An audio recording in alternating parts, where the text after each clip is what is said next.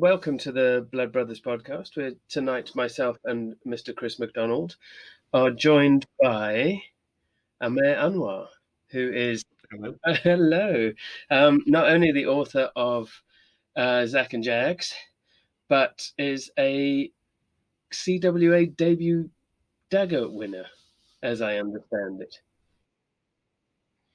Hello, that's fun.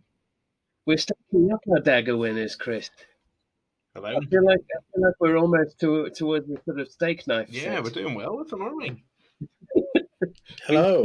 It's doing well. Amer, thanks so much for joining us. It's a genuine pleasure, and we've got a ton of questions from Nice to meet you. from Twitter You and understand from Chris correctly. and from myself, and we'll basically just gently chat you through how the hell you've ended up being where you are. It could take some time. You're on a Monday night with us. Well, thanks for having me. Pleasure. It's really to be nice here. because you were booked in for like next April or something, weren't you? And then we had to swap around.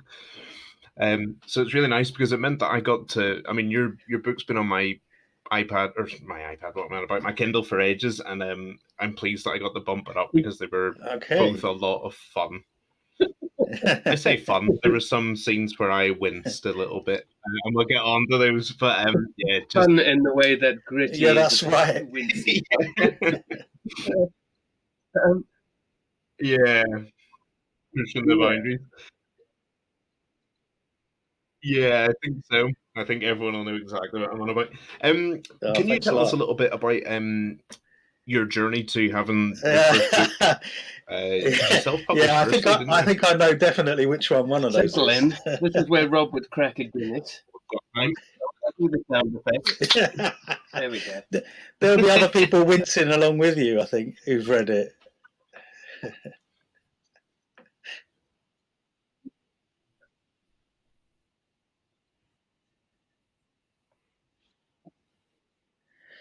Yeah, it's kind of a long story, so I hope you got a while.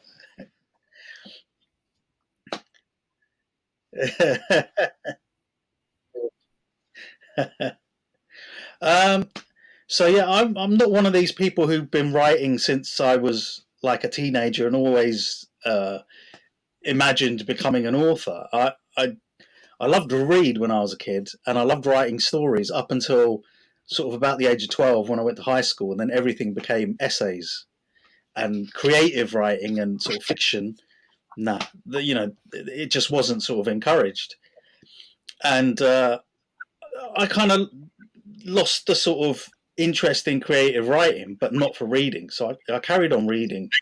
And I think it was in my teens, and I read a fantasy novel called Magician by Raymond E. Feist. And that book, when I finished that book, I thought, oh my God, like that was amazing. This book has taken me like to so many places emotionally. It made me feel so many different things.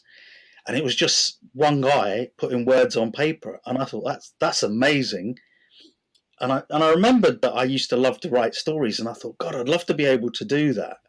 And that kind of planted the seed in the back of my head that, I'd love to write a book one day. But then looking around, I didn't see anybody like me or from my background, kind of working class Asian West London, writing books. And I just thought, well, that's a bit of a pipe dream. It might happen one day, but who knows when. That could be just one of like winning the lottery sort of thing. You keep hoping, but it might never happen. And I didn't really think about it for quite a while. I carried on reading, and then I sort of discovered Elmore Leonard, and I loved reading his stuff. And for the first time, that kind of allowed me to see that, because I thought crime books were all about police and detectives up until that point. And then when I read Elmore Leonard, I saw that you didn't need those sorts of characters. It could be an ordinary person or a small-time criminal, or actually, just the criminal could be the hero of the story, like a bank robber or something. And that kind of opened up a whole new avenue and vista for me, because I didn't know any policemen, but I did know a few dodgy characters. And I thought, whoa, okay, I could write about people like this rather than people like that. And then so that got me thinking, and I thought, and then I was hanging around in Southall, which is a big Asian community in West London, and I thought, oh, it'd be really great if somebody set a crime novel in this area with these sorts of characters. And I think for years I was waiting for somebody to write something like that because I would have loved to have read it, and nobody did. And I think finally, when I sort of got into writing, then I thought, well, that's what I want to do. I want to write a crime novel because that's what I love, and I'm going to set it in this area with people like the guys that I know. And it kind of happened by chance that I got back into writing because my career-wise, I was a graphic designer, an art worker, and this was about the time that the web was really taking off. And I thought, oh, it'd be good to learn a little bit of web design. So I did a couple of evening courses. Oh, cool. To learn a bit about HTML and stuff like that. And I found I quite enjoyed doing something interesting, something different of an evening, like one evening a week or something. And when those courses finished, I was looking for something else to do. I thought, what's another neat course I could do? And there was one that was an introduction to writing fiction. So I thought, well, hey, I've always had this like ambition in the back of my mind to try and write a book, and I used to like to write, and I've got this sort of vague idea for a crime story set in West London. So I signed up for the course, and that one was just sort of writing very short stories, like sort of 1,000-word short stories. But I kind of, got the feel for it again, and people were really liking these short stories that I was doing. So that gave me a bit of a boost. And then I thought, all right, now, okay, I've done this course, now I'm ready to write a novel. So I tried to write the first chapter, and honestly, it was a big steaming pile of shit. And it was awful. And I thought, oh, all right, well, I'm not quite ready then. So what do I do? And the course had finished, and there was the sort of summer break. And I thought, yeah, all right, I'm gonna tackle this novel. Did I? Fuck. I did nothing. I did nothing over the summer. I'm sort of, I'm not used to sort of going out and loafing around and stuff with my mates. So I didn't do anything, and I sort of realised I need a course or some sort of structured thing that's going to give me a deadline, to be writing stuff to.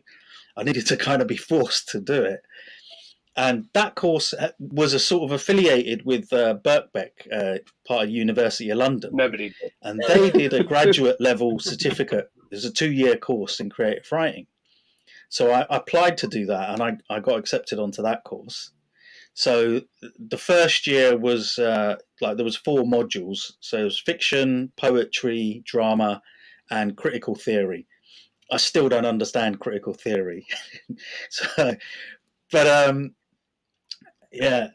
drama I really enjoyed, and poetry I thought I was going to hate, but I really enjoyed it, and I did really well on all those aspects. But the second year of the course, you picked for a whole year, you picked one of those sort of options, and I knew I wanted to write a novel as much as I enjoyed drama and poetry. So I went on to the fiction part for the second year, and right at the beginning of the year, there was a little sort of brief one-to-one with the tutor. And she said, what do you hope to get out of doing this course? And I was very emphatic. I was the only genre writer there as well. Everyone, because it was a very literary fiction. There was no such thing at that point as sort of crime writing courses. But now there are quite a lot. So I was the only one writing genre fiction. And I said straight away, I want to write a novel. It's going to be a crime thriller, and I want to get published. That was my goal. And I was really definite. And a lot of the other people, they sort of go on the courses and they don't really have like a fixed idea of what they want to do. I think maybe they think the muse will sort of strike them during the course. Yeah. And so I tried writing the opening of this novel, the one that had been so bad before when I'd attempted it. I tried it again, and it still wasn't that good. And then I thought, well, I need something to help me. So I went back to Elmore Leonard and I read. So I read one of the books that I'd enjoyed, 52 Pickup. And that's sort of about an ordinary guy who gets caught up in sort of criminal activities and stuff. So I was reading that. And that same weekend, the Mel Gibson film Payback was on a repeat. And I love that film. So I watched that film and I was reading that book. And then on the Sunday, I tried to write the opening chapter. And I think those influences kind of combined to let me get it right. So I had this first chapter that wasn't like really pooey. and so I submitted it to the class, and they said, "Oh, it's really good." I mean, it wasn't perfect, so it went through a workshopping thing. I got some feedback, and then I sort of improved it and stuff. And now I think for the last few years before I got to that point, I'd heard about the Crime Writers Association and the debut dagger competition, and I kept thinking, "Oh, I want to enter," but I never had anything like that I could enter for it. But all of a sudden I had this first chapter, and it was around sort of November time anyway, and the competition sort of closes in January. So I thought, oh, what the hell, I'll send it off. I've got nothing to lose. And I thought, I'll get my first rejection, because I need to get used to this whole, the path to getting published is going to be sort of paved with rejection, so I might as well get used to it. So I entered the competition and didn't think anything of it. And after sort of the new year, I had to think about whether I wanted to do an MA in creative writing. And I thought, well, if I don't do an MA, I'm just going to end up down the pub or something. So I signed up to do an MA, and then I got a letter in the post one day, and I thought, oh, this is from one of the universities that I've applied to for the MA. And I opened it up, and it was a letter from the CWA saying, oh, you've been shortlisted. So I was like, bloody hell, that's amazing. And so then I thought at that point, oh, great. When I eventually finish writing this novel, then I can wave this letter at sort of prospective agents or something and say, oh, look, I was shortlisted once, I'm not that shit. Please read my work. For the beer and a tube. And so, I carried on. That was it. I mean, I was like, oh, that was great. I didn't expect any more than that. And I was invited to the awards ceremony in London. Back in the days before COVID, you could go along, and I was there for the jolly up. It was 3-course dinner and like loads of booze. So, and I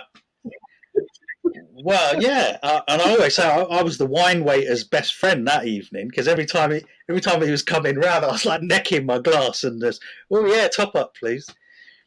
And so they announced, they read out the shortlistees and they announced the winner, and it was me.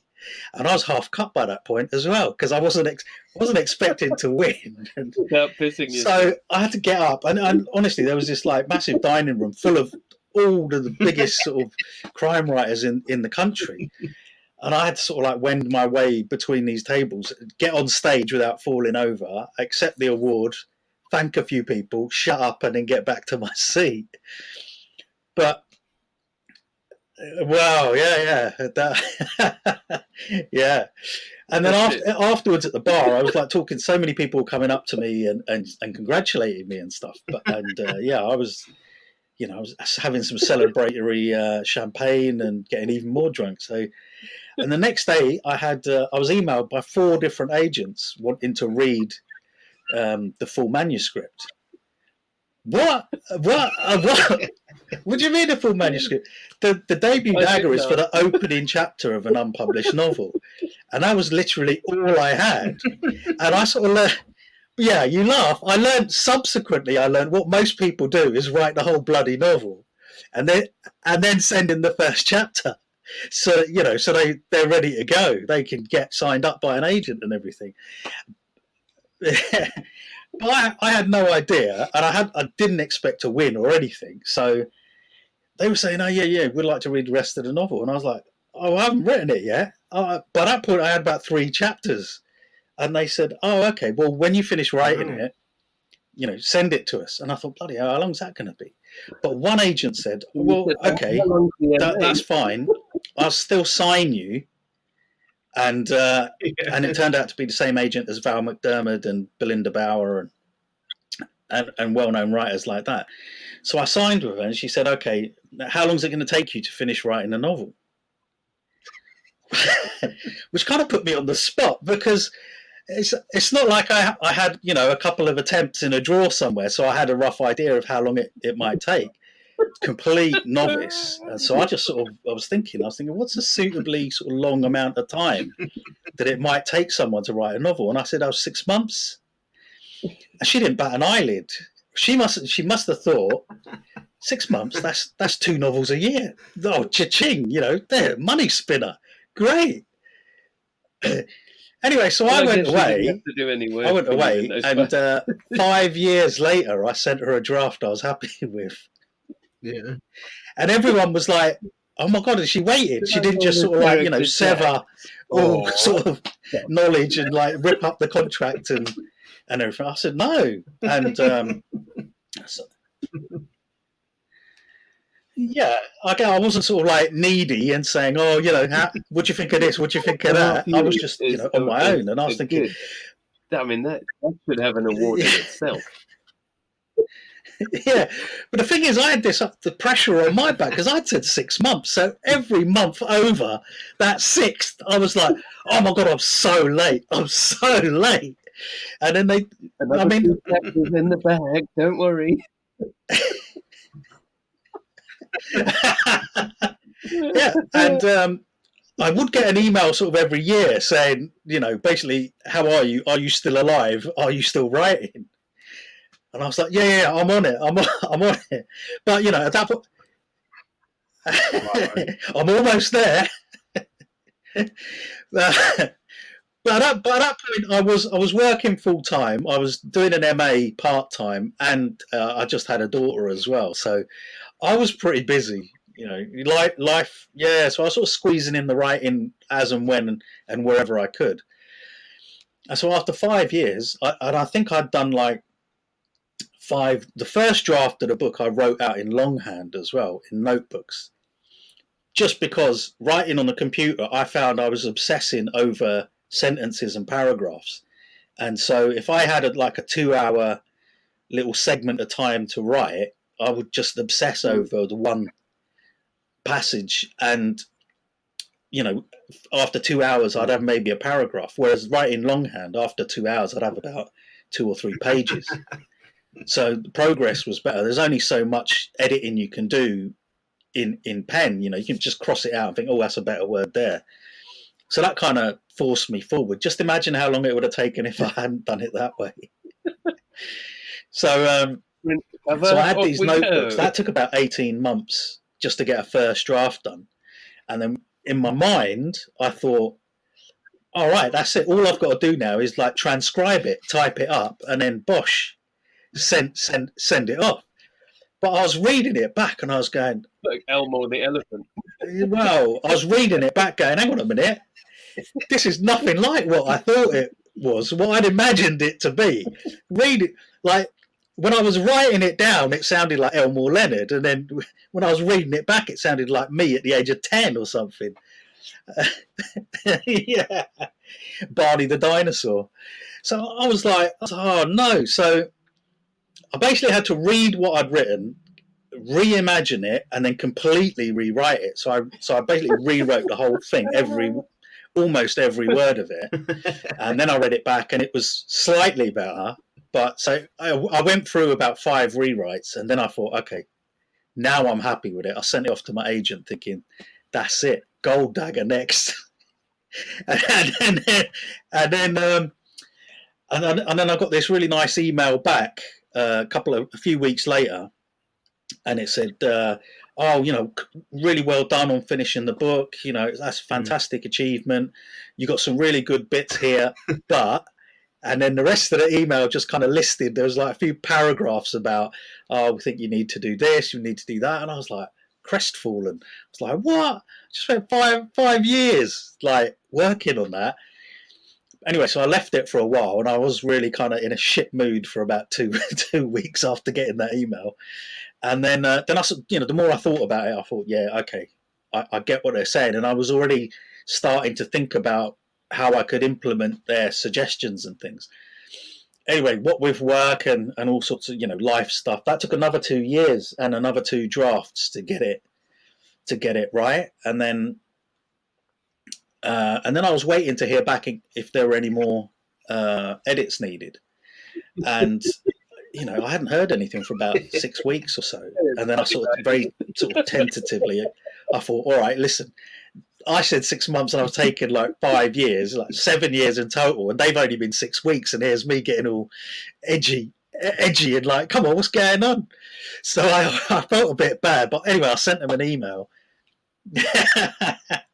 So I sent an email, and I said, I was just wondering if there's any more work for me to do on the book. But what had happened is that my editor had, my agent had signed it off on it and gone to Australia, and my editor thought that my agent had told me that it was all okay. And so when I got an email back, it said, "Oh, didn't you hear? Yeah, no, it's all fine. It's already gone on submission.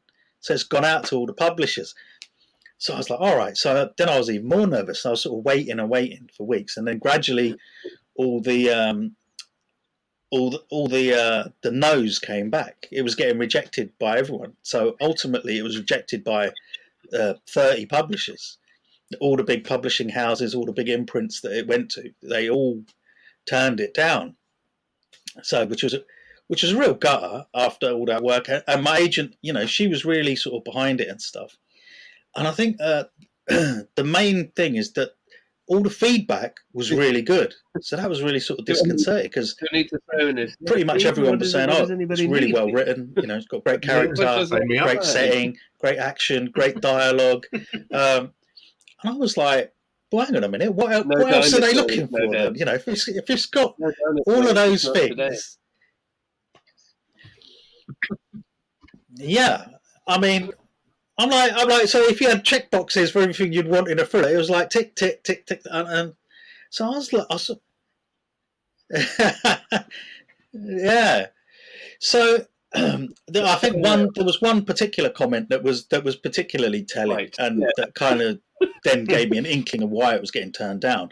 And the editor had said that I couldn't visualize it breaking out to a broad audience, and I think by broad meant white, because the book, because the book is set in Southall, so it's like all Asian characters, a lot of Asian references, and they just didn't think that would appeal to a mainstream readership. And well, not even that, but there's not many boy wizards either, are there? Really, let's face it. So, or hobbits, so I mean, what the fuck? That doesn't. So that didn't really. Like, I wasn't feeling that response. I was just like, that's a bit shitty. And I'd very much written the book to appeal to anyone. The fact that it's set in that area doesn't mean you have to be from that area to read it. I mean, like, especially like with Scandinavian crime fiction, that's really popular, but you don't have to sort of live in 5 feet of snow to be able to appreciate all of that, and the weather, and the different customs and stuff like that. So my agent at that point she was really narked as well. I remember we managed to get a meeting with a very senior editor at publishers, and I still remember this. So we were talking about books in general and stuff, and then my agent was very much sort of like, well, okay, you've said no to the book, but what is it? What are the issues? Is it the plot, or is it something to do with the style? Anything like that, it can be fixed. So just tell us what it needs, what it's missing. And he couldn't say anything, because how can he turn around? Well, it's got too many brown people in it. I mean, he'd have been hauled over the coals or something. Anyway, so my agent basically said, "Well, I think you're mad for not taking it on." But that is what it was. And then my agent said, "Look, you know what? No one sort of bought this. Why don't you we'll put it in a drawer and leave that there, and why don't you just start on writing something different?" And I went away, and I sort of so I stewed over it for a month or so, and I was sort of coming up with ideas for other books and stuff. And then I thought, you know what? All that feedback was good. They all liked the book, and the only thing I got the feeling they didn't like was the Asianness of it. And so I thought, you know what? I'm gonna self-publish it, and I want to put it out there, and I want people to read it, and then I'll get a proper kind of readers evaluation and see what readers think. Because at the end of the day, it's the readers who are going to buy it and whether they, see whether they like it or not. So, I'd never imagined that I would self-publish, and I didn't. It wasn't an avenue that I particularly wanted to go down. I always thought I'd get a proper traditional publisher, and then I could just concentrate on writing. So I had to learn how to self-publish from scratch. But fortunately, with my background in sort of like print and design and stuff like that, I sort of stalked publishers online, so on Twitter and Facebook and stuff, and I was seeing how they launched their books, and they were doing all these like neat little graphics. So I would just download their graphics and use them as templates and create my own. And I went and I took some photographs in Southall, designed the cover. I was at a self-publishing event in central London, and Clays, who are the big book printers who print for a lot of the big publishing houses, they said that they would helping self-published authors to print paperback copies. So I looked into how to do that, and then I taught myself how to typeset a book via YouTube, and because I knew how to use the software. So I typeset the thing, I designed the cover, I've got my own barcode and ISBN numbers. I set up a fake publisher. I even designed a little logo to go on the spine of the book. So it would look, when it was on a shelf, it would look like it had a proper publisher's logo on it and everything. So I did all that. The copyright page I just took from another novel and adapted it. So all the wording looked legal and correct and everything. And then I had one of my old bosses ran his own print company. So he offered to do all my proof copies for free. So he printed those off. He even let me use his postage to send them out. And then once all that was ready, I was emailing book bloggers and other authors and just asking them if they'd like a copy of the book to read. And then having won the debut Dagger really helped with that, because otherwise they would just say, well, we always get all these like people asking us to read books, but saying, oh, I won the debut Dagger, they suddenly were like, oh, okay. So I sent the books out. And through printing with Clays, I managed to get an account with Gardeners, who supply Waterstones. So, and then I sent the book to Waterstones, but obviously they'd never heard of me, they'd never heard of this fake publishing outfit, and they'd never heard of the book. So they didn't take it, but I did get a letter back from them. They said, look, it's on Gardener's system, so any shop that wants to order it can order it. So then I went to all the London bookstores that I could with a proof copy, and I went in and I sort of talked to the managers, and most of them were good enough to order there and then on the spot. They just look it up on the system and say, all right, yeah, we'll get 10 copies in. And so they were ordering it, and then on the Waterstones website, the email address of every shop in the country is on the site. So then I did a press release PDF, and I was sending it to like most of the Waterstones in the country, in like sort of big urban centres where I thought the book might have some appeal. And then it was getting ordered in Scotland and up and down the country in Waterstones. So, and it was getting into independent bookstores as well, because they were ordering through Gardeners, and I was just trying to pump stuff out on social media to make it look like there was a little bit of money behind it or something. It was all just me in my bedroom. And so it got self-published, but then it started to generate like really good reviews. It was getting like lots of 5-star reviews on Amazon, and people like Anne Cleves and Mick Heron. I'd sort of given them physical copies of the book, and they were good enough to read it, and then they were saying, oh, it's a fantastic book. Why wouldn't anyone publish it? And so it started to sort of do quite well, and I was really pleased with the reaction, and I thought, all right. So I think I was actually right, and the publishers in this instance were wrong, because a lot of the feedback was from the general reading public. It wasn't like, because most people who read crime novels are white readership, so most of the reactions I was getting was from those readers. I remember one in particular that stood out was from a lady, and she said, "Oh, I don't think I'm the target audience for this book, because I'm 40-ish female, white, and I live in Scotland. She goes, but I absolutely love it. So, yeah. So, and that was the general sort of consensus, the feedback that I was getting. So I was really pleased about that. But, I was still carrying on hustling because the sales were just sort of starting to happen. And I think the book had been on sale for about 2 months. And I was at an event at Waterstones in Piccadilly, hustling the book. I had a couple of copies. I always went, everywhere I went, I had a couple of copies in my bag, so I could foist it on some unsuspecting soul. Here you go, read this, you'll love it. And I'd given out a couple of copies of the book, and then I was introduced to Charmaine Lovegrove, who had just set up Dialogue Books at Little Brown, and so she said, "Oh, tell me about your book." So I sort of told her about it, and she said, "Oh, it sounds really good. Can you send, could you send me a copy?" And I'd run out of copies, and I said, "Yeah, okay, I can send you a PDF tomorrow." And she was like, "Okay, fine, I'll read it over the weekend." And so I sent it to her, and then I think on the Monday, I basically got an email saying, "Oh, can you come in for a meeting?" So I was like, "Okay." So I didn't even tell my agent because I didn't expect much to happen. I'd had a couple of meetings with publishers before, so I went in on my own, and so we had a chat. And first thing, she couldn't believe it was self-published, because even the PDF I sent her was the typeset one, so it looked like proper sort of proof pages, and it had a cover, and it had all the bump, all the copyright stuff and everything.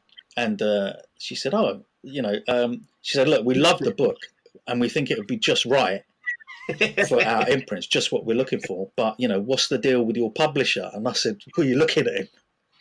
I said, and they were like, "What?" And I said, "Yeah, I self-published it." And they sort of looking, going, "But there's a publisher's logo and I had a fake office address in East London somewhere."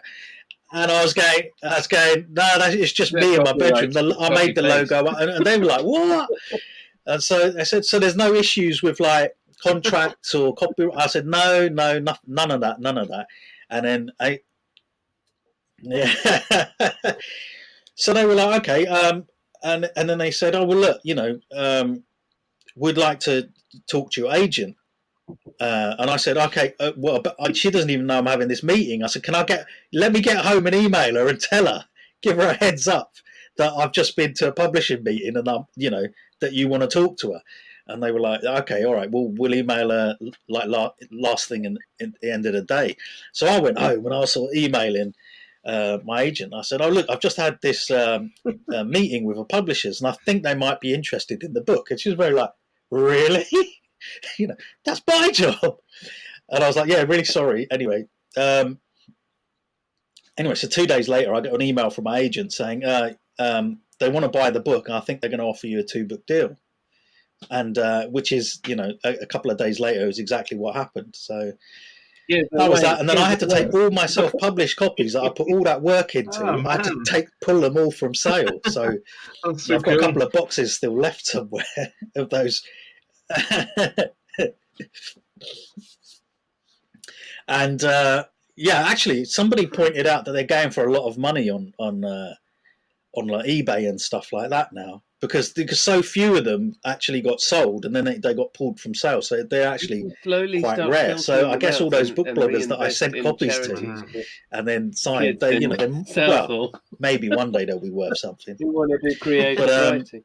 It would be the altruistic response, or you could buy a nicer house in, say, Chiswick. Oh, Jesus. Yeah.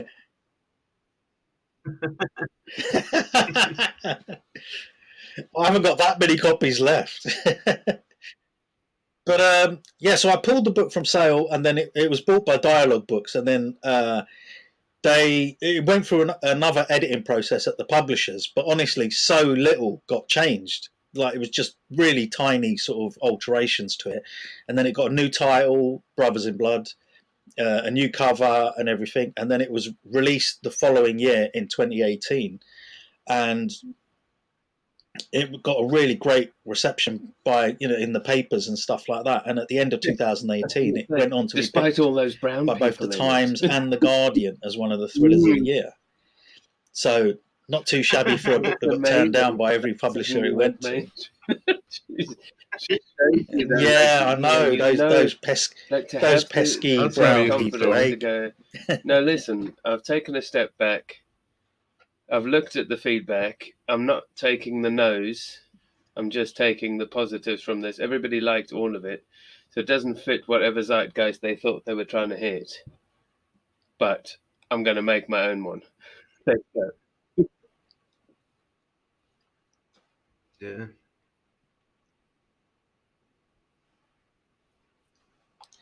Yeah, I think if the feedback had been, oh, look, the writing's not quite there, maybe he needs another book or so under his belt, stuff like that, then I guess I would have just taken it on the chin and thought, okay, fair enough.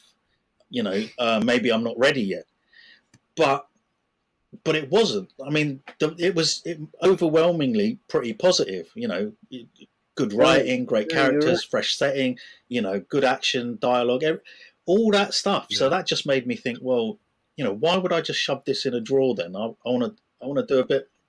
I want to do a bit more with it. And then I think just to have that validation. Yeah, that's the stuff that dreams made. The year when it came out and got published, and he picked as a thriller of the year. That was two-book deal. To me, after all of that, the second book take was bloody amazing. Yeah, definitely. Boom. Yeah. that took 2 years. That agent's still sitting there waiting for 6 months. So I'm getting faster, and I think the next one would have taken 1, but now I've got a full-time job again because as most. Can you tell sorry, Jane, that's going to be a bit of a wait.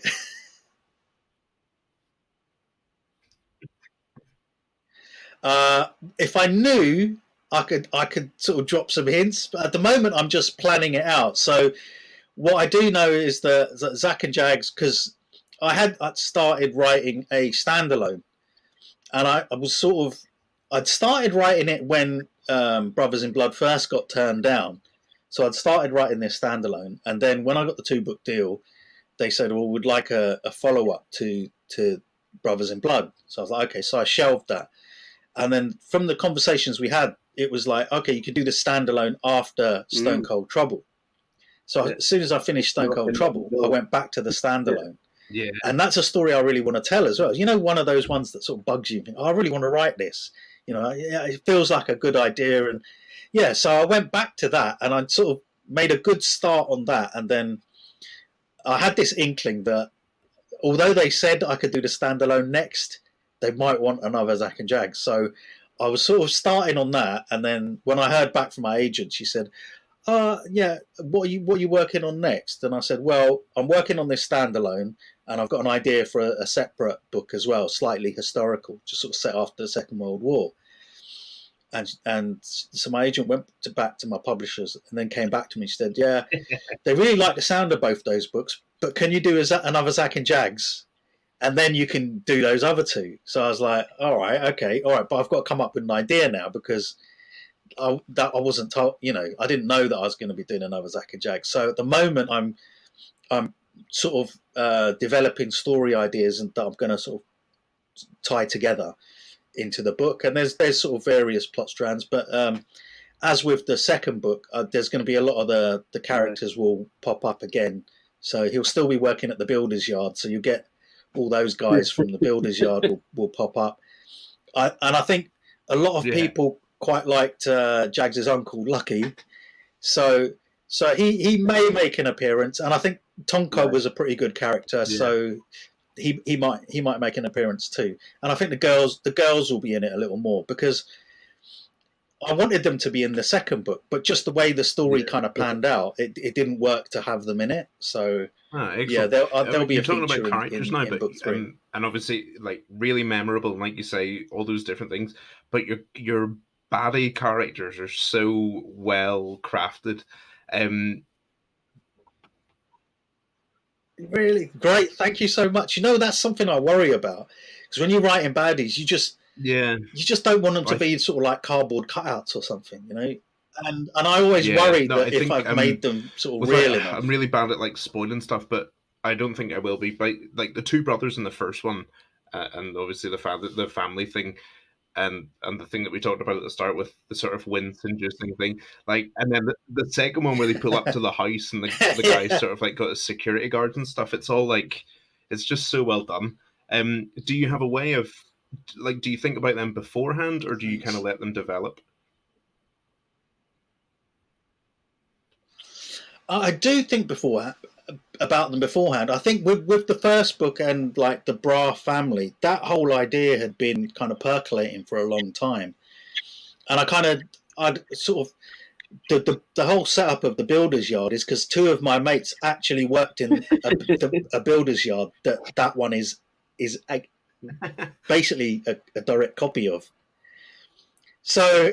And the thing is, so they gave me loads of material about, I remember I went around their place with a dictaphone, with a voice recorder, and we were just drinking beers, and I just left it on record, and they were talking about when they used to work there. And it was like, and there was loads of material, but there was stuff that I couldn't use in the book as well, that I might try and put in later books. But so that's based on a real place, but I could only go into certain bits of it, and then I'd been outside it and taken photographs, and I kind of made up what the inside was like. But I knew I wanted, the owner was going to be the sort of the head of the family kind of, and the main baddie. And then I knew he'd have his sons, because The family business. there were so many guys actually like that in Southall as well, especially when I was growing up. So they were, well, not just the family business, but just sort of, you'd have these like big guys who'd go around with like pretty fearsome reputations and stuff. So those guys, I kind of knew, but the actual story itself at the beginning, I kind of wrote, because I didn't plan the first. I didn't know what I was doing for the first book, so I didn't plan anything out, and I just started writing, and that's another reason why it took so long, because I was writing myself down these sort of dead ends that wouldn't go anywhere, and then sort of later on that they were completely cut. So there was whole characters that were cut, and because I'd written them, but then they just didn't work with the story. And I remember I got about halfway through the first book, and because it was written over such a long sort of period, when I got about halfway through, I'd sort of forgotten the order of events and when things had happened, and I thought, I need some way of knowing. So I sort of did a retroactive plan, just to help me of the order of events, like when things had happened. And I thought, actually, that's quite useful. I should do one going forward as well, because it might help me write the bloody book. So I did a plan for the sort of second half, and it was just really loose, because I didn't really know what was going to happen. And the ending of the first book of Brothers in Blood, I had no idea how it was going to end until I got to the ending, and then I thought, shit, how am I going to tie all this together? And so I just used to go for like really long walks with my headphones in, listening to music, trying to come up with an ending. And then finally I managed to sort of think of something, and then I worked that through and then got the ending that worked. But for the second book, I thought, you know what, I quite like the idea of having a plan, a rough plan. So with that one, I sort of planned it, because I use Scrivener to write. So I use the sort of outline option, and I just do basically a sentence for what I think is going to happen in each chapter, and I can break it down by days and stuff like that. So it really helps me keep a sort of overall track of the story, and I roughly know how long I want each chapter to be, so I know what I can squeeze in. A lot of the time, though, I was trying to put too much into one chapter, so I'd split it into two. And, it's lovely with but it's such a loose kind of plan that I have. You can just chop and anyway, change, and you haven't invested all of that time in, as you were saying earlier. When you're writing it out, and you've written this beautiful paragraph, and it's for fuck, it doesn't matter, because it's shit, and it doesn't really relate to the book at all, but it's beautiful. So you're never going to delete it, because it has to be there.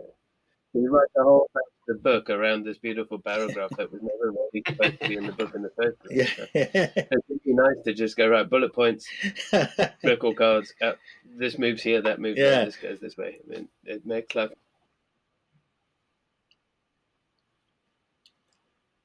And that's exactly what I did. I remember I was sort of writing the beginning of the book, and then I realized, I got to this realization that, hang on, no action, it's all set up at the beginning, and there's no action takes place. And then I sort of looked And then I just thought, oh well, hang on, this chapter doesn't have to be there. It can You be pick it right up and near go, the beginning, throw it. just to really kickstart things. And yeah, that's what I did. I just plunked it there, and I had to sort of like rearrange a little bit of the stuff in the lead up to it, and then a little bit of the stuff after.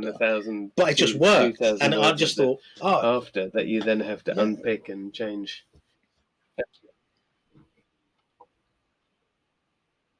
Yeah, but the characters for so I knew that one was going to be set in Slough, and I knew that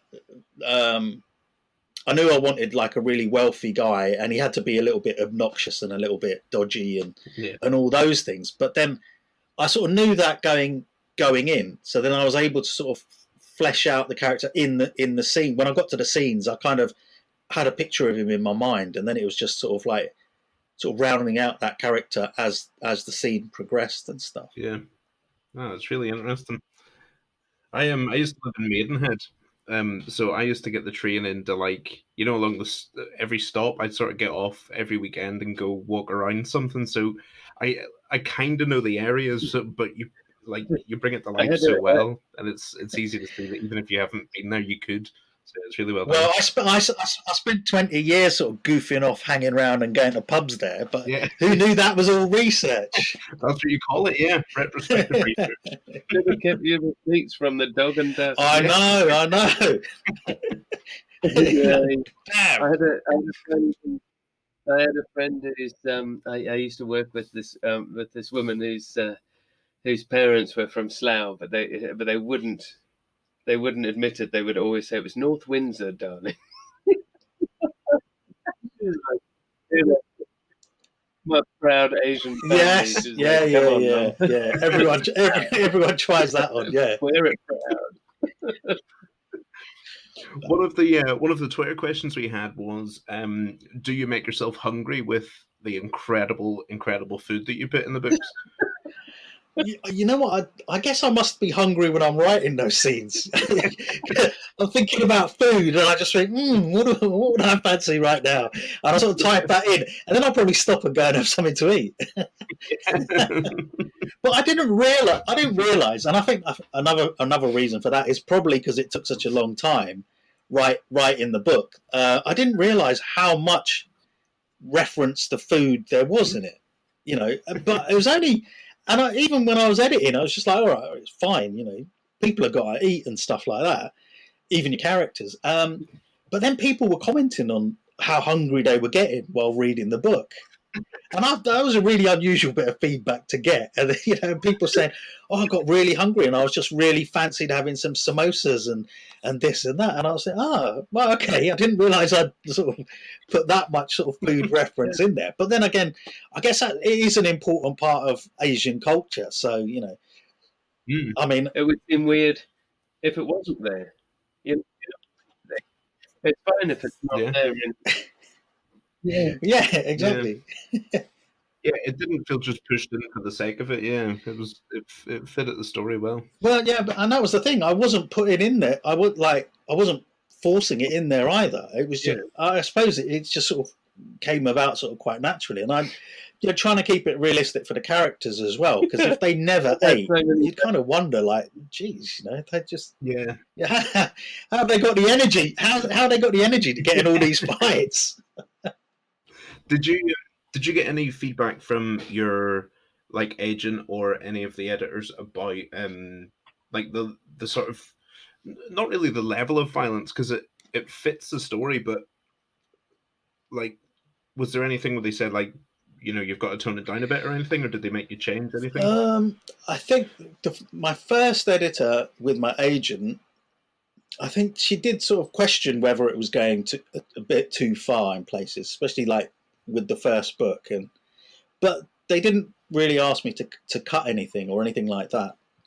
But I remember when it got bought by Dialogue, and then it went to the editor there, the publishers, and I got an email saying that whole chapter that we were talking, the Wincy making chapter.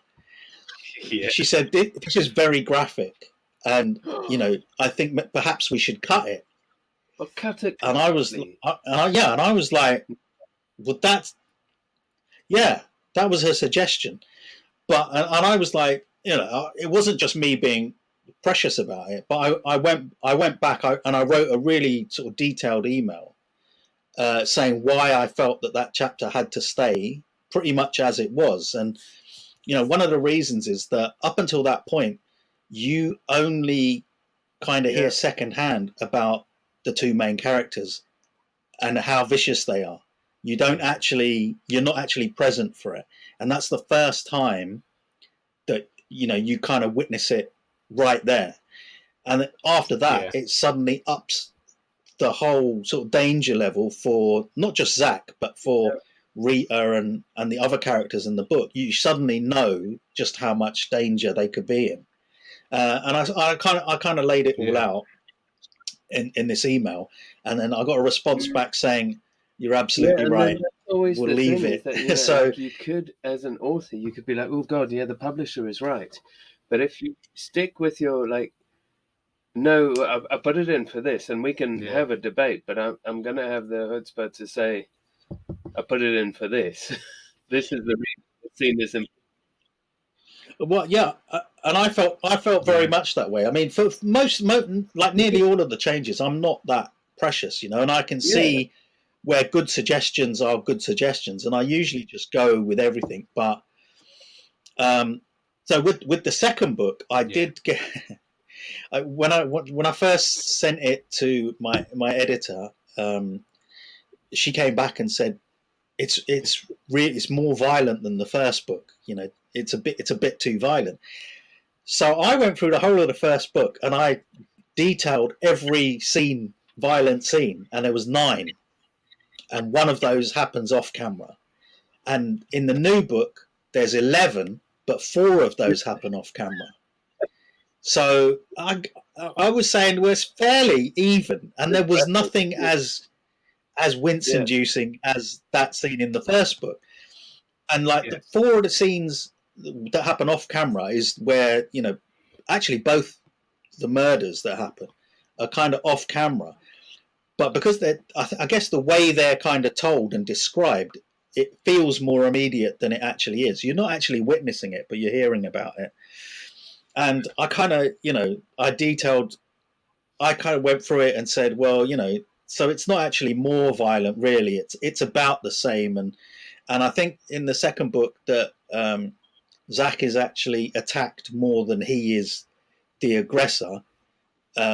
So he wasn't the one being violent, and then we were okay about that. But the whole ending of Stone Cold Trouble did have to change. We're not so much the ending, but kind of the tone and the focus of it, because the original ending was a bit darker, and it had Zach being a much darker character within that ending sequence. And my editor was, and it was a very good point. She said, "Well, look, you don't want to alienate the readers. You want them to be on Zach's side, whatever happens at the end." And so then we sort of came up with a couple of options, and one was that they will go to the police, which I thought, no, that would never happen. And then she said, well, the other one is that that Tonka is basically lied to him about what his intentions are. And then straight away after, I know how I can do that. So it just meant sort of rejigging the ending and changing the focus and some of the Zach's thought processes and what they say and stuff. But it was a lot of fun to just tweak it, because then I could really play up Tonka as being a much harder, more vicious character. So and that was fun. More blood into that character. Hello. Yeah. Who knew you were sitting there all this time? At this stage, we usually play a game called 1-Star Superstar. Okay. Where I read a review of a 1-star, not of your book. Okay. I haven't even looked. I have, so I might know them. Chris, wait, you got your first 1-star this week, didn't you? I did. I got my first 1-star, and they didn't even leave a review. They just left a star. Well, sometimes that's a blessing in disguise, because do you really want to read why they thought it was a 1-star? I've read mine, and you our kind other of author, leaves Red you in a Dog bit Matthew of a Ross, got bad the same mood. thing. So he wondered. Yeah. He wondered whether we'd rejected somebody who'd taken Hump. Yeah, on the same day. But I think it's just because your books are shit and they've just given you 1 Yeah, star. Possibly. it's your fault. Possibly. I think I'm there, yeah. I sort of felt at least now I'm part of the club, but I kind of thought, give it to me. Yeah, but I'll tell you what I do though, just to make myself feel better. I go books that I love. I go and look at their reviews and I read their 1-star reviews, Yeah. and then I think, well, this is a book I absolutely love, and if some idiot's given that a 1-star review, then what do they know? And that's the point of this game. And the other thing we love doing is when you do get a 1-star review, click on that reviewer and see what else they've reviewed. Because I do. I love it because then they become characters. And this guy, the guy that's reviewed this, hasn't given many. It seems like he only comes on to review the things that he hasn't liked. He's just gonna hate. Yeah, exactly. So this is his 1 star. What's the book? Okay. So 1 star. This is awful. What a ponderous book.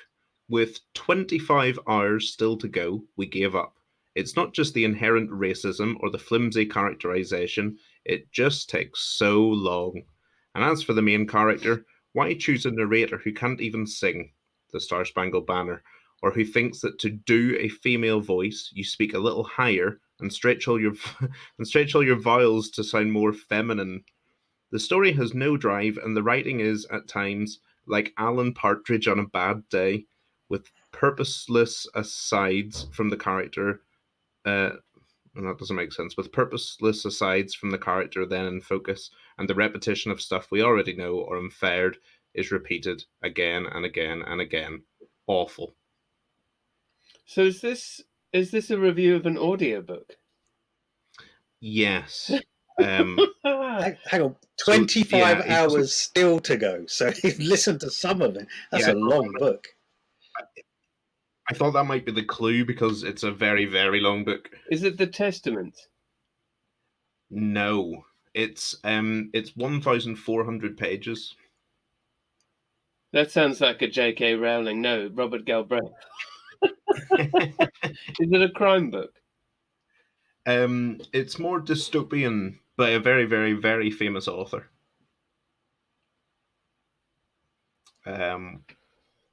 Set in America. In a sort Star of Spangled Banner gave that bit away. Yeah. It's not The Stand. It is The Stand, yes. Well done, Stephen King. Well done. So they weren't impressed with the story or the narrator of the audiobook. Yeah, but more of that criticism was for the narrator. Yeah, not for the actual book. I mean, that's a classic. The book. No. I've not read it. I bought it and then I got sort of, worried about the size of it. I just thought it's such a commitment, isn't it? 25 hours in a bit. 25 and a half hours. With a guy that can't sing and do a female voice. Life's too short. What are you reading at the minute, Amer?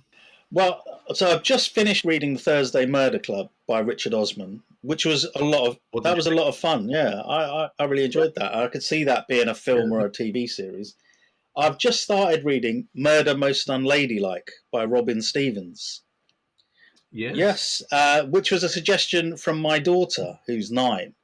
And because every so often I will read one of her books that she's really enthusiastic about, and then we can talk about it.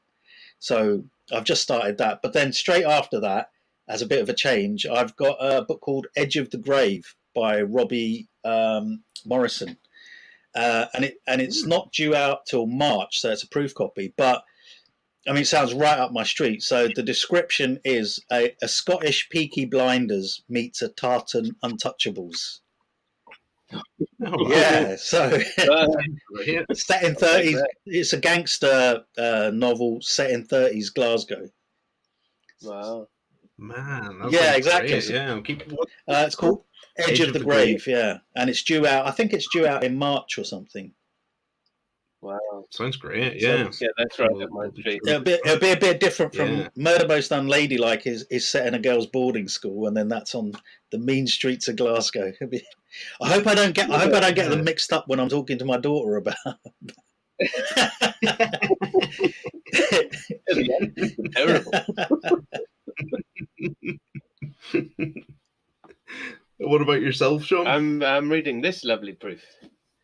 Oh, I've got nice. Hyde by Craig Russell. Yeah. Yeah, we just it's a cracker. I even just when you get proofs and you're like, I just love it. There is no only Hyde. It made me think of Ghostbusters, and I wish that Rob was here because Chris hasn't watched Ghostbusters because he's a child. But when she says there is no Dana, only Zool. Are we talking about the original Ghostbusters or the remake? Yeah, of course, 1985. Yeah, classics. With Donnie the Hotness Weaver. Yes, indeed. I need to watch it. Yeah, you needed to have watched it as a teenage boy to experience what we're talking about. But other than there is no Dana, only Zool. Anyway, I digress. This is why we need Rob Parker. He understands. We've got an entire Playmobil Ghostbusters thing. He does. We miss you, Rob. Amer, thanks so much for joining us. You're very welcome. Yeah, very welcome. And thanks for sharing your story. I think that sort of inspires everybody who thinks, "Oh, I can't see anybody like me." I hope so. Because I never thought I would do it, and I'm so glad that I have. And I've got 2 books published now, and it really is a dream come true. So but it's also, and these are books that bring entertainment and joy and light to every reader's lives, and then all you need is one person to come back and go, God, I really love that. I'm done. Thank you. So again, thank you so much for joining us, and we're looking forward to number 3. Do not wait 5 years. No, you won't have to. I'm on the case.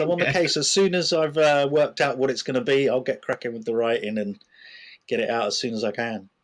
Good stuff. Well, give us a shout and we'll all shout about it. Thank you very much. And bring you back on to promote it like a selfless promotion author that you must have to be. Yes, indeed. I'd look forward to that. All right. Thanks so much. All right. Thanks a lot, guys. Thank you. Cheers. Bye all. Bye. Bye-bye.